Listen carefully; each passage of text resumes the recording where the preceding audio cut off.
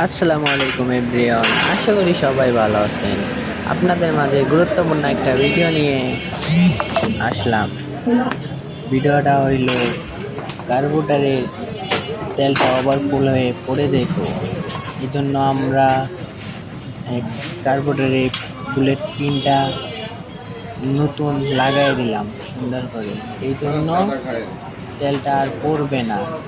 আপনাদের যদি তেলটা পড়ে তাহলে আপনারা বুলেট পিনটা পাল্টে দিবেন, তাহলে ঠিক হয়ে যাবে। তেলটা আর পড়বে না, আশা করি ঠিক হয়ে যাবে ইনশাআল্লাহ। পেজে নতুন হলে পেজটাতে ফলো করে দিন। ধন্যবাদ।